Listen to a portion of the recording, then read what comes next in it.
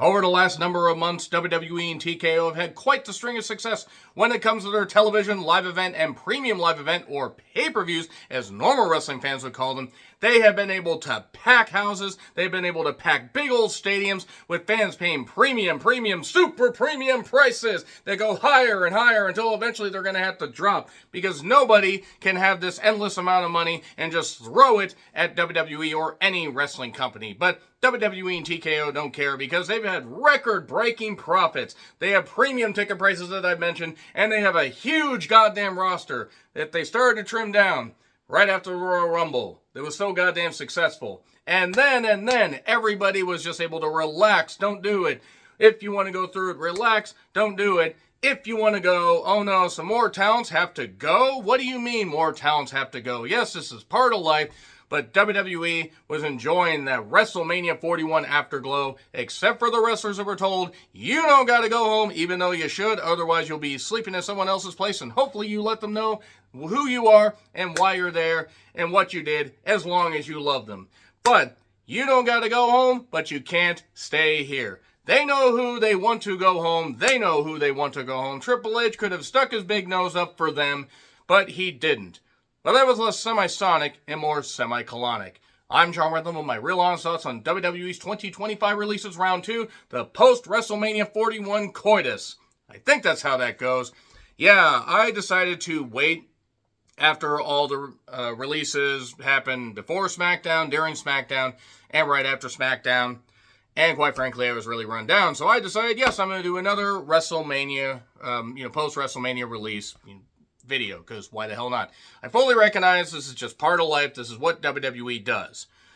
The thing is, though, some of these releases I am questioning. And I'm also going to say right now, I am going to mention a few talents that they probably should have considered showing the door. And I do want to say, though, I hope every single person on this list finds success. Whether retirement for one particular person, or whether they go to AEW, Impact, God forbid the AWA, or the AWA. Imagine if the AWA came back. No, the NWA, or the UK Indies, or perhaps even Stardom, or Marigold, since WWE seems to have a working relationship with them. If they work hard, they can still, provide, for themselves, but also ply their trade, do some good shit, and there are some talents on here that have the potential to be break out, wherever they go. So I wish them truly nothing but the best. That being said, why the fuck is Nikita Lyons still employed when she has spent more time on the goddamn injured reserve list than Rey Mysterio did between 2006 and 2014? And by the way, he was out for nearly a fucking year from about, November of 2006. About October 2006 till about SummerSlam 2007. So not quite a year, but close enough. And then he kept getting injured and stuff like that. So the whole point is WWE keeps Nikita Lyons, who has proven that she has regressed. If you ever saw her in Wild Women of Wrestling, all 5 of you that remember that show, God forbid she is not going to ever get any better. And I'm just going to say once again, Nia Jax. And look, Nia Jax and Naomi on the first SmackDown of the year put together a pretty damn good match. It takes 2 to tango, and I really did enjoy that match. With that being said, that's like the one lone highlight, as opposed to the one of many other highlights that aren't lone. That's like the one highlight that she's had that's actually been positive. She wasn't on WrestleMania. She's not beneficial, except she's The Rock's cousin, so that's why she's still there. But she's somebody that, honest to God, she should not be there, because she's in her late 30s, early 40s. She's not able to do this shit anymore. They have so many other people that they either don't utilize or people that they try to push into wrestling roles. They have so many talents. Yes, house cleaning is bound to happen. And I'm not even saying this as a knock against him, but Omos, or as I call him, Edward James Omos, they bring him back from Noah, where he seemingly was doing well, and they have him sit on the sidelines. I have not seen him on television at all, once. He wasn't at the Rumble, nothing. Why didn't you just leave him over there and let him do stuff? Why don't you have him go on an excursion? Let him go for a year. Bring him back. I mean, it's fucking mind-blowing that WWE keeps some people and then they will just let other... You have so many people that just aren't fucking beneficial. Like, they just goddamn are. Nakamura's still there, and bless Nakamura, guy hasn't meant shit for years. Like, I don't want anybody to lose their job. I don't, but there are just so many questionable releases out of this entire goddamn list. And if I sound like I'm run down, I do apologize. Allergies are a goddamn bitch. It has gone from about 73, 74 yesterday down to about the mid-50s today. It's really goddamn weird. It's fucking with me. And also, I'm hurt, old, tired, and I'm, bored of watching wrestling when it comes to, being made for children. I do also want to say, for those, really quickly, why I'm easing back on reviewing weekly WWE stuff. I'm burned the fuck out, and honestly, I can't get a lot out of Raw now. If you guys want me to review Raw, maybe sometime in June or July, it'll lead up to SummerSlam. SmackDown, if it goes back to 2 hours and gives me more reasons to watch, I will. Let's get to the goddamn list, though. So, I'm gonna spend a bunch of time on all these, but I will mention Shotzi. Now, Shotzi has been in WWE for a bit. I was a little bit surprised that she was still there. I actually forgot that they had her, I think, team with Gigi Dolan and Tatum. Don't worry, more on them in a bit. But Shotzi, one thing, I hope it's just that her contract is not being renewed, and that seems to be the excuse for most of this. I don't know if it's necessarily budget cuts, because they were barely profitable last year. Yeah, well, that's due in large part to Endeavor, TKO, whatever, all the absorbing of, like, all the debt from the UFC and the antitrust suits and that kind of crap. So that's kind of their fault. WWE, there's no way they're not making money. There's no way with the Netflix deal they're not making obscene amounts of money. Even with the opt-out for that Netflix deal, that is still $2.5 billion over 5 years, or $5 billion over the 10 years. So, let's get back to Shotzi. I like Shotzi. Shotzi has been injured a few times lately, and her style maybe is not conducive. The car crash style is not necessarily conducive to her having a long career unless she slows down a bit, my opinion. But also, she had that thing where her sister had some form of cancer. I don't remember if it was brain or what it was. One, I hope her sister beat it, because fuck cancer. Two, I really do hope that WWE took care of her, took care of Shotzi, and made sure that the sister was okay. It's not like they didn't have money to hand out, but I just hope that Shotzi's in a good place. She could do Impact, she could do AEW, she can definitely succeed. She could really do well in Japan if she decided to go. Her style, they would really appreciate her over there. I'd love to see her against some of the Stardom people that they still have. They don't have too many. They've lost Thekla, how you say it. They lost Julia recently, and we've lost some others, but nevertheless. So Shotzi, I am disappointed by. I'm not too surprised because of the amount of injuries that she's had. I just hope she's in a good place mentally, and I wish her nothing but the best.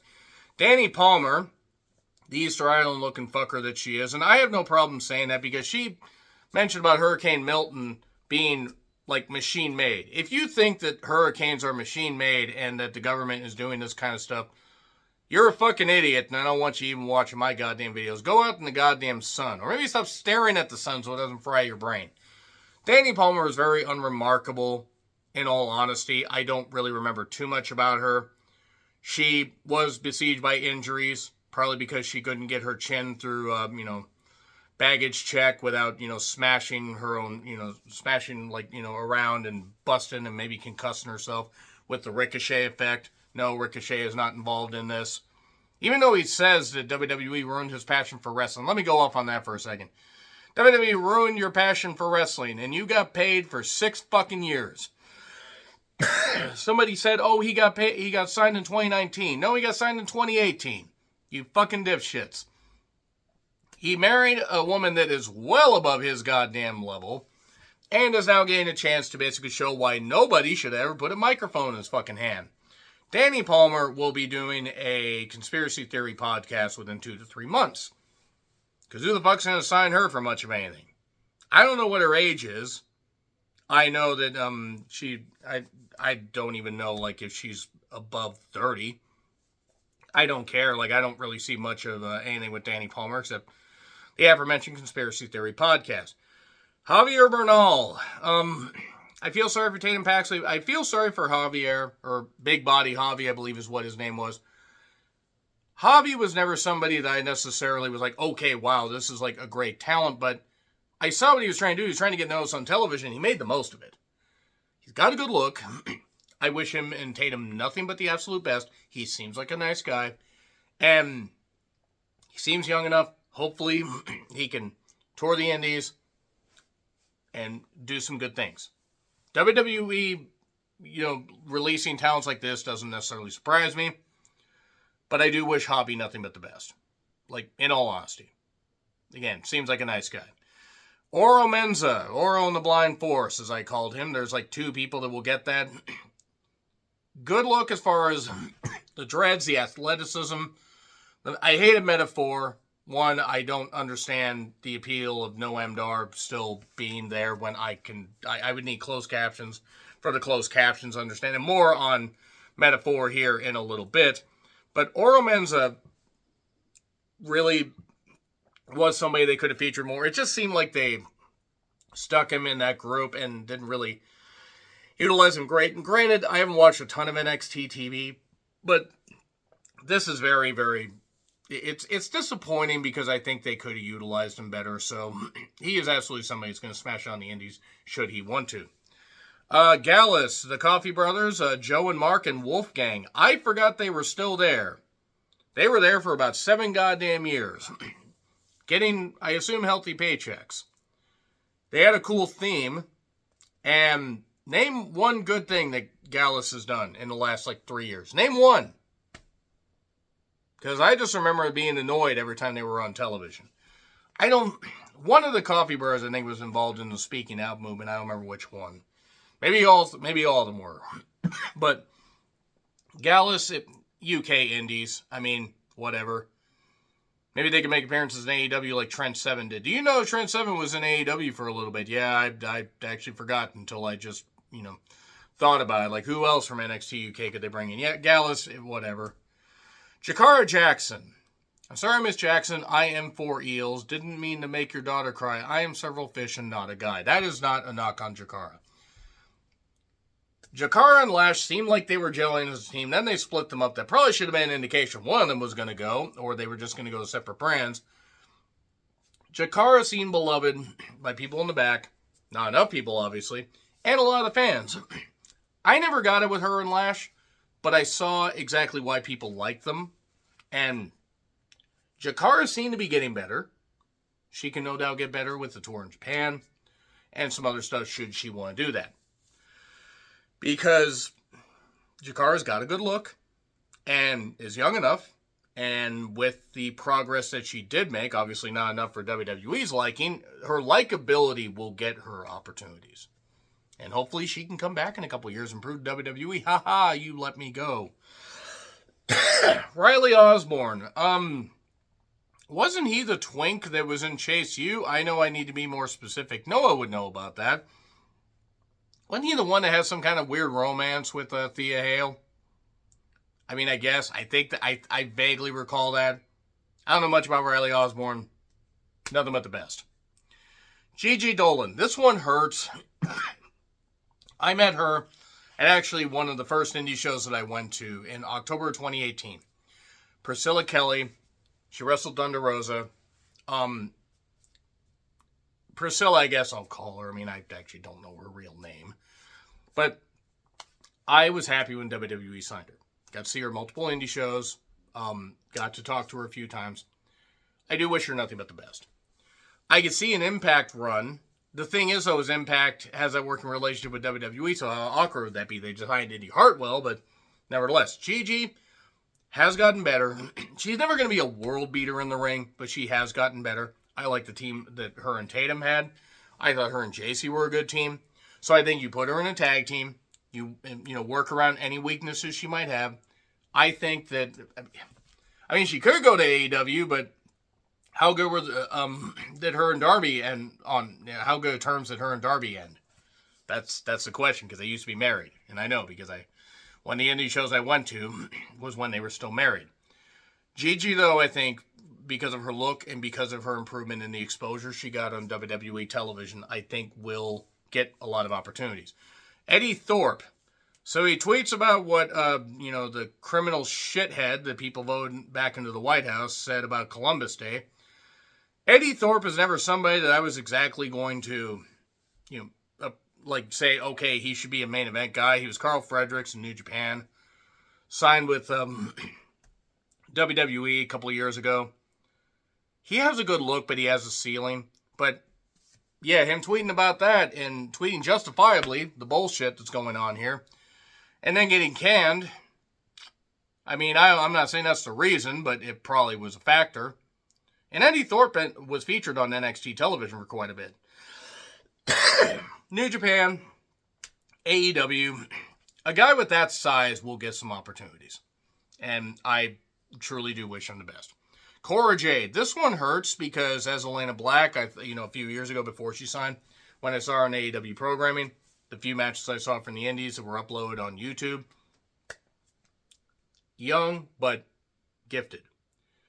Got the character down, improved in the ring. She's never going to be Mildred Burke or, the absolute, most technically sound individual. But Cora has been through a lot. She had that knee injury. Then she had that injury scare in a match, I think, with Jordan Grace. And thankfully, she was all right. Had that team with Roxanne, seemingly went nowhere. Now it kind of makes sense why Roxanne abandoned her on the Stand Deliver pre-show.